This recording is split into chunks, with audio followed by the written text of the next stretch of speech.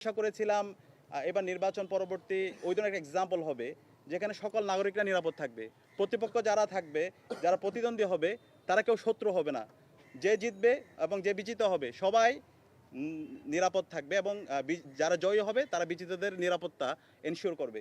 কিন্তু আমরা অবাক হয়েছি, নির্বাচন পরবর্তী 24 ঘন্টার মধ্যে সারা দেশের মধ্যে 3টা লাশ পড়েছে, খুবই অপ্রত্যাশিত।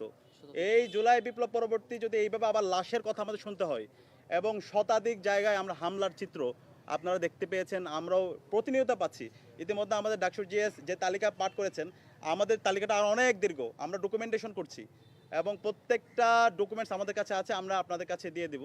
তো এটা আমরা অবাক হয়েছি, যেখানে এই জুলাই বিপ্লব হয়েছে এই ফেসিবাদী কাঠামো ভেঙে দেওয়ার জন্য, হাসিনাবাদী যে রাজনীতি সেই রাজনীতিকে ভেঙে নতুন রাজনীতি বিনির্মাণ করার জন্য। কিন্তু আমরা দেখতে পাচ্ছি সেই হাসিনার রাজনীতি, যে ফেসিবাদে আমরা যেমন দেখতে পেয়েছি নির্বাচন পরবর্তী সহিংসতা, মারামারি, হুমকি, দেখে নেওয়ার হুমকি, সেই রাজনীতি আমরা আবার দেখতে পাচ্ছি। 24 ঘন্টায় 3টা লাশ পড়েছে, শতাধিক জায়গায় হামলা হয়েছে। আমরা হুঁশিয়ার করতে চাই, যারা এখন দায়িত্বশীল পর্যায়ে এসেছেন, যারা সরকারি দল হবেন, প্রত্যেক নাগরিকের নিরাপত্তা আপনাদেরকে ইনশিওর করতে হবে। আর যদি একটা লাশ পড়ে এবং এই লাশ যারা ফেলিয়েছে তাদেরকে বিচার আওতায় নিয়ে আসতে হবে। যদি আপনারা ব্যর্থ হন তাহলে আমরা আবার রাজপথে নামবো, আবার আবু সাঈদের উত্তরসূরি রাজপথে নামবে।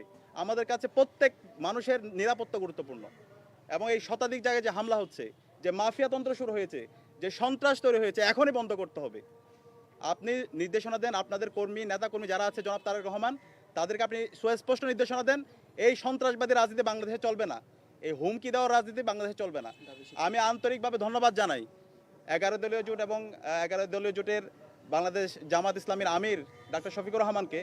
নির্বাচন পরবর্তী চাইলে উনি দেশে অনেক ধরনের অস্থিতিশীল করার কথা বলতে পারতেন এবং ফিল্ড লেভেলে কিন্তু ওই ধরনের চাপ ছিল, কিন্তু তিনি সারা দেশের নেতাকর্মীদেরকে শান্ত থাকার জন্য নির্দেশ দিয়েছেন এবং রায় মেনে নিয়ে যে সমস্ত জায়গায় আপত্তি আছে সেগুলো নিয়মতান্ত্রিকভাবে সেগুলো উত্থাপন করার জন্য তিনি নির্দেশনা দিয়েছেন।